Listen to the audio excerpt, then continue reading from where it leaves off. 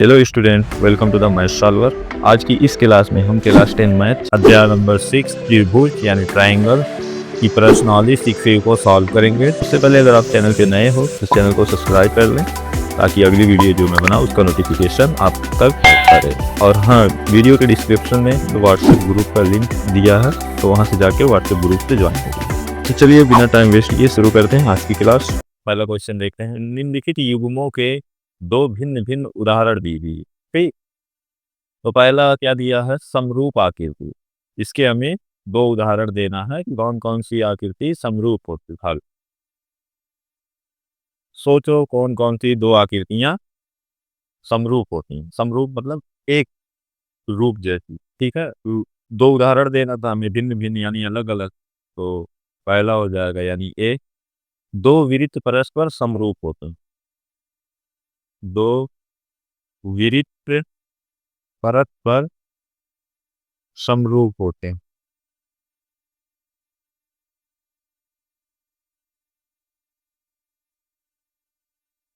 ठीक, एक उदाहरण हो गया। यानी हम जब दो वृत्त परस्पर बताते हैं तो दोनों का जो रूप होता है बिल्कुल एक जैसा हो।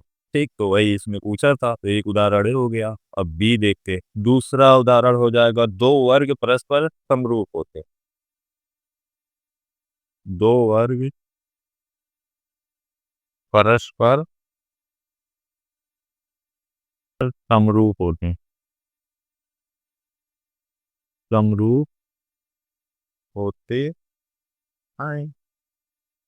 ठीक, तो ये दो उदाहरण था फर्स्ट वाले के लिए। ठीक, अब दूसरे में देखो क्या दिया, ऐसी आकृतियां जो समरूप नहीं।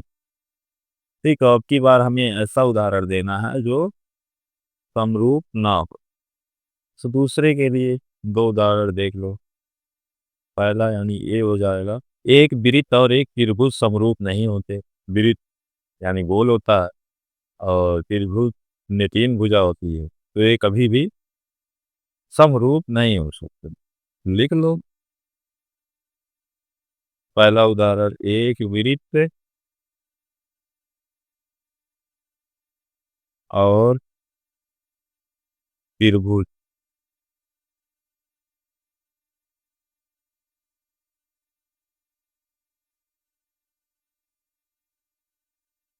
समरूप नहीं होते। एक उदाहरण हो गया। अब बी वाला दूसरा उदाहरण, एक सम द्विबाहु। बाहु, द्विबाहु मतलब दो भुजा बराबर हो। सम द्विबाहु त्रिभुज। ठीक, और एक विषम बाहु त्रिभुज यानी त्रिभुज की तीनों भुजाएं अलग अलग नाप की हों। ठीक है, तो उसे क्या बोलते हैं? विषम बाहु त्रिभुज। और एक विषम बाहु त्रिभुज।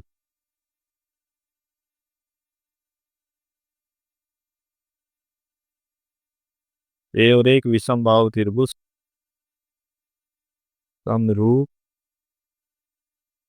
नहीं होते। ठीक, और ये भी नहीं होते हैं। ठीक है, तो ये हो गया हमारा पहला क्वेश्चन सॉल्व। अब आते हैं दूसरे क्वेश्चन पे। दिया है, बताइए कि निम्नलिखित चतुर्भुज समरूप है या नहीं। तो इसमें देख सकते हैं समरूप की जो परिभाषा होती है वो क्या होती है? संगत कोण बराबर होनी चाहिए। ठीक, तो पहले वाले में देखो, ए वाला कोण जो है ये 90 से बड़ा है और ये 90 से छोटा है, और ये 90 से बड़ा है और ये 90 से छोटा है। और इस वाले में देखो, दूसरे वाले चतुर्भुज में, इसमें देखो सभी कोण 90 डिग्री है। ठीक, और इसमें दो 90 से छोटे हैं और दो 90 से बड़े हैं, तो इसलिए ये समरूप नहीं है। तो इसको इस तरह से लिख लेंगे, हल। दी गई आकृतियों में आकृतियों में संगत भुजाएं समानुपाती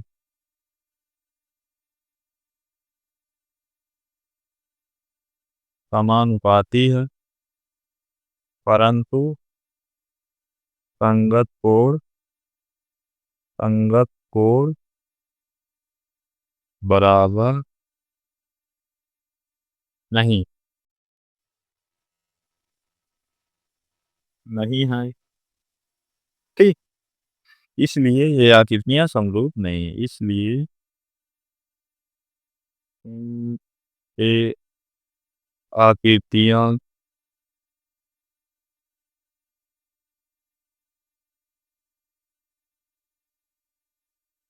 समरूप नहीं हो।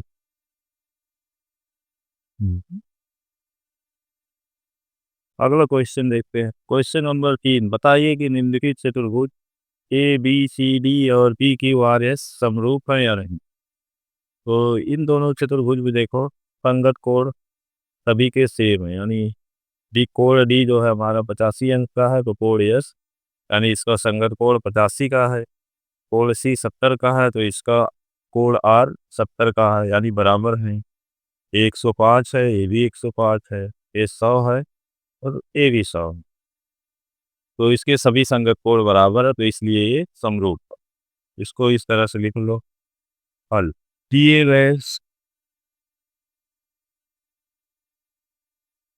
चतुर्भुज चतुर्भुज समरूप है क्योंकि इसके इसके संगत कोण क्योंकि इसके संगत कोण बराबर बराबर है। अर्थात